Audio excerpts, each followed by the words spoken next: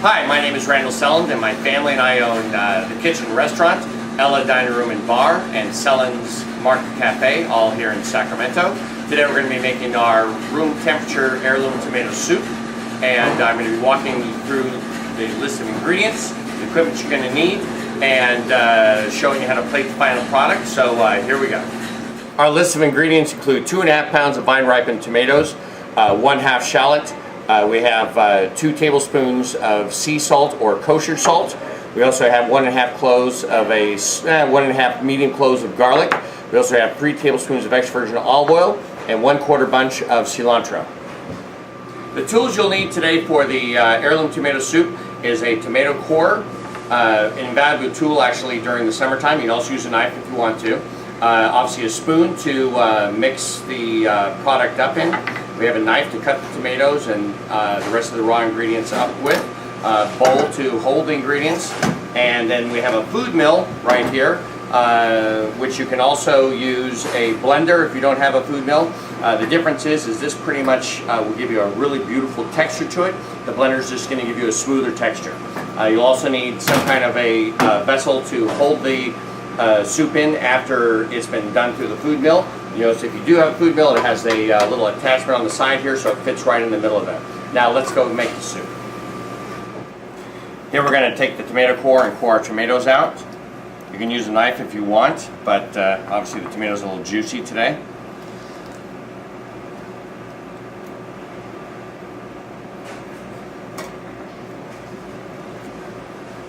And after done with that, it doesn't matter if they get beat up or whatever. And we're just going to cut them up into eighths or just, pieces that, because what's going to happen with the acid from the olive oil and from the salt, it'll break these tomatoes down. So it doesn't really matter how small you cut it. I just like to have it to where you get enough coverage of the pieces of tomato with the olive oil and the salt to break them down completely, so you get the full maceration process, which brings out the full flavor in this particular soup. So you can see we're using 2 different kinds of tomatoes. We're actually using a store-bought vine-ripened tomato, and then also a indoor-grown heirloom tomato. The heirloom tomatoes right now will probably not be around till around the 1st of July. But there are good products at the farmer's market where we buy all our products.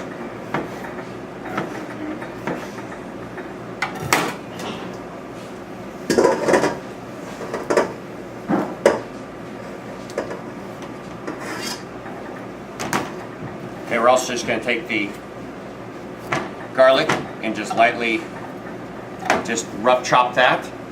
The same with the shallot.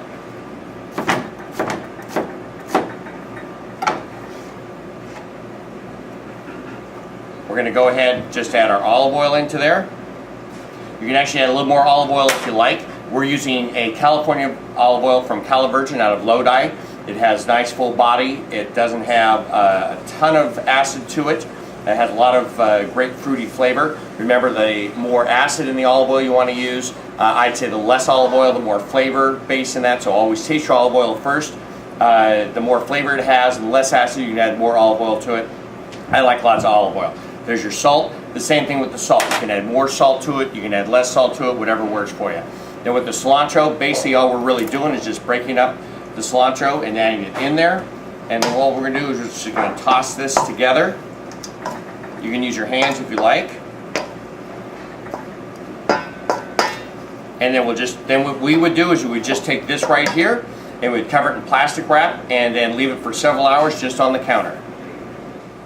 Here you can see our tomatoes after we've just chopped them up and with actually all the ingredients put together in a bowl. Here you can see what the same amount of tomatoes looks like when it's sat for several hours and it's macerated down. You get a lot of this great juice in here from the tomato. It actually creates its own broth. You get the tomatoes are now really starting to break down. So what we'll do is we'll go ahead and get our food mill, and we've got it in a pot down here. Is there some type of container to hold on to it? So we're going to attach that right to the side. Just sits right there. We'll throw all the ingredients in.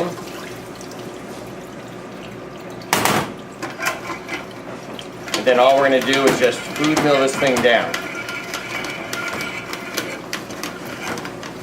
So basically what will happen is a lot of the seeds, the stems from the cilantro, anything that doesn't belong in the soup pretty much gets stuck right in the top of the grate. And so it's a perfectly easy soup to make, and it's great for the summer. Just want to make sure we get everything down in there. Now remember, the riper the tomato, the better it's going to be. So after we've done that,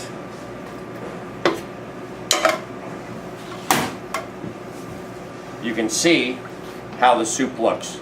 And you've got a perfect texture to it. It's got a nice little sheen from the olive oil. It's got great flavor to it. So we'll go ahead and plate it up next and show you how the finished product's going to look. So now we're going to finish the plating process. I would ask you to taste the soup before you go ahead and plate it, just if you want to add more salt to it. I usually find that what you want to do is use low acid, really softer tomatoes work the best. You get the best yield out of it. You're going to end up putting more salt if it's a high acid tomato, so that's why I think heirloom tomatoes, which is what we always use, are the best thing. So we'll go ahead and taste this now. Tastes pretty yummy the way it is. We're going to plate with, now we're going to use 4 ounces of soup for our soup that we're using today. So what we'll do is we're going to put it in a bowl. We're taking some fresh burrata.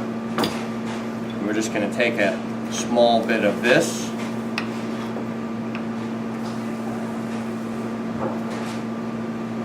Actually, that looks pretty good, so let's put a little bit more in there. And this is a mozzarella cheese, fresh mozzarella cheese. We're going to garnish with a little bit of fresh chives. And there you go. Heirloom tomato soup with fresh burrata and chives.